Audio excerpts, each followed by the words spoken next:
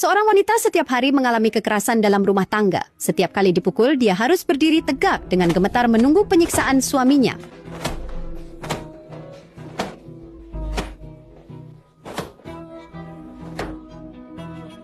Namun setelah pria itu bersenandung kecil dan memukul istrinya, dia segera merapikan pakaiannya, memegang mawar dan berlutut untuk menyatakan cinta padanya. Wanita itu gemetar saat menerima buket bunga, dan ketika pria itu mengulurkan tangan, dia dengan kaku meletakkan tangannya di atasnya. Shishu mengerti bahwa ini adalah saatnya untuk memiliki anak, jadi dia hanya bisa patuh masuk ke kamar tidur. 3 menit kemudian, Shishu terbaring di tempat tidur dengan wajah penuh memar. Inilah kehidupan menyedihkan yang dia jalani setelah menikah.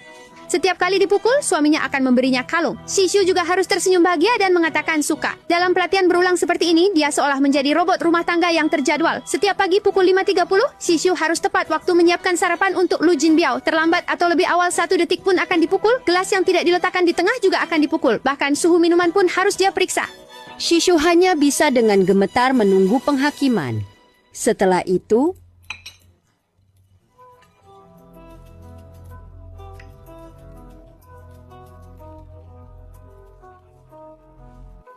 Lu Jinbiao berpura-pura baru melihat luka di wajahnya dan dengan hati-hati mengoleskan obat. Shishu malah harus meminta maaf dengan suara rendah. Setiap kali Lu Jinbiao pergi bekerja, Shishu harus memaksakan senyum, berpura-pura menjadi istri yang bahagia karena Jinbiao tidak mengizinkannya menunjukkan kesedihan. Hanya saat sendirian, dia berani meringkuk di lantai dan menangis keras. Kemudian diam-diam mengambil obat pencegah kehamilan.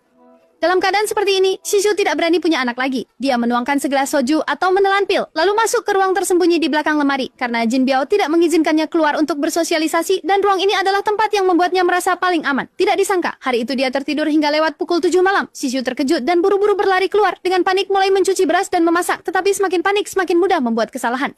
Ketika mendengar suara kunci sandi berbunyi, Shishu sudah bisa merasakan apa yang akan menantinya.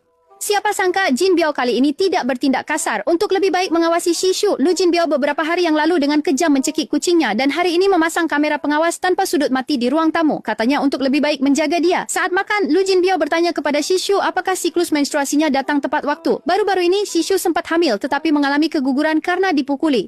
Para dokter dan perawat semuanya tahu, tetapi tidak ada yang mengungkapkan kebenaran. Sebaliknya, Lu Jinbiao malah menyalahkannya. Shishu juga pernah mencoba melarikan diri ke luar negeri. Jelas-jelas sudah melewati pemeriksaan keamanan dan akan naik pesawat, tetapi segera menerima pesan dari Jinbiao, itu adalah video penyiksaan ibunya.